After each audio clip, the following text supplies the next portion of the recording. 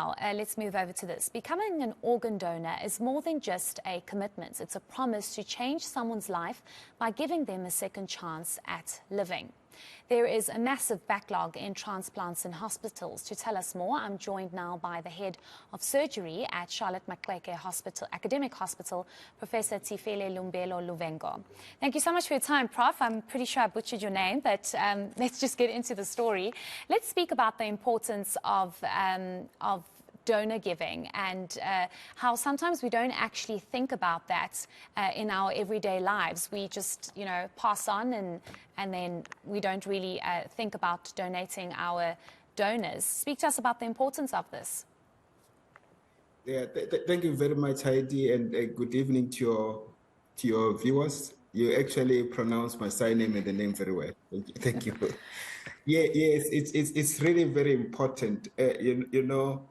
Organ failure and tissue failure, the most effective way of treating it, of managing it, is organ transplantation.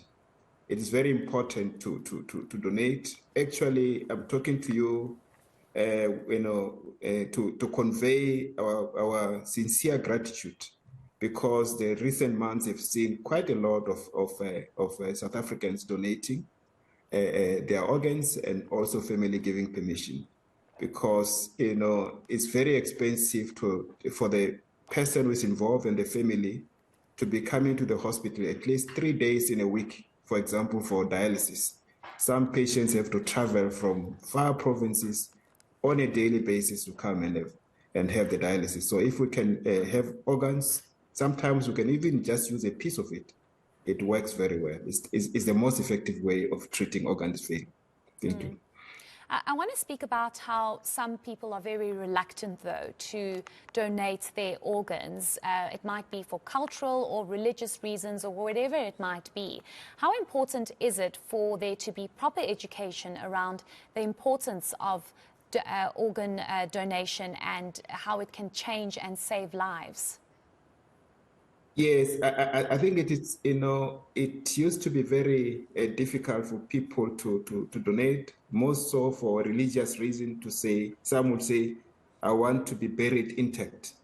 Or in my culture, in Venda, you can't be buried without a liver, without a kidney.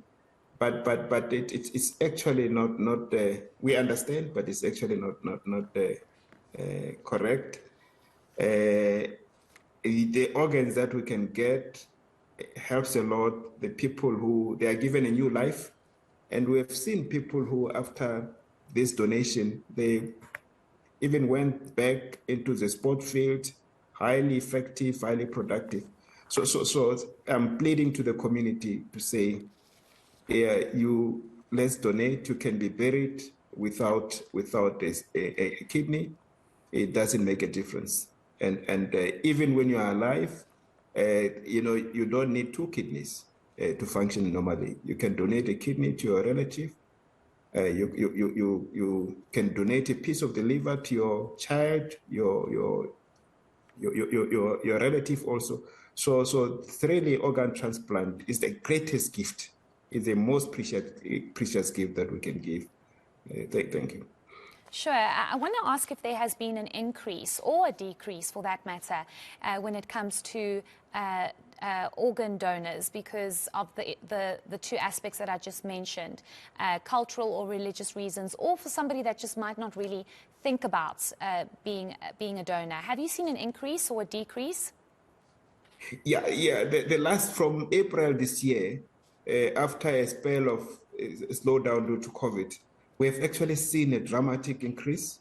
We have done 21 kidney transplants just at Charlotte alone. We work together with other central hospitals across the country and also the private sector. So we have seen a dramatic increase, and I think South Africans are starting to donate. South Africa, they might have not known, but now they understand the importance of donating.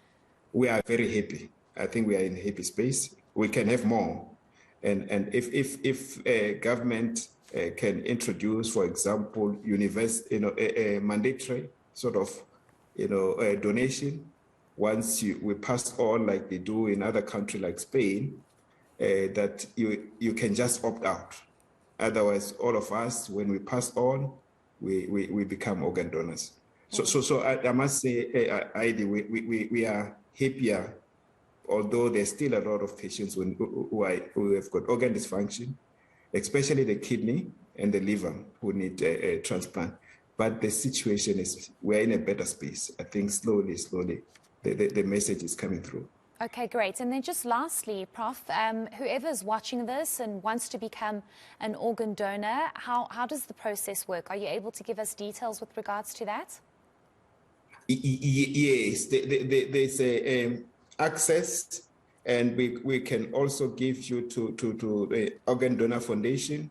We also have got the coordinators across the central hospitals and tertiary hospitals, and even in private hospitals. So if I wish we have a way of sharing the link with the viewers, but you just declare that you would want to be an organ donor, and that will be processed, and that makes it easier. When the family has to make a decision, it's easier when the person has indicated that I want to be a donor. So there's a link. I don't know whether I should give it. Sure, you can give it to us, and then I could possibly tweet it as well. Just give it to us quickly. Okay. You can read out the link for us, Prof. Yes. It's odf.org.za. Okay, fantastic. ODF. Yes. Really. Okay, thank you so much, Prof. We really do appreciate your time. That was Professor Thifhelimbilu. I need to pronounce this right. Thifhelimbilu Luvhengo. Thank you so much for your time. That's the head of surgery at Charlotte Maxeke, Johannesburg Academic Hospital.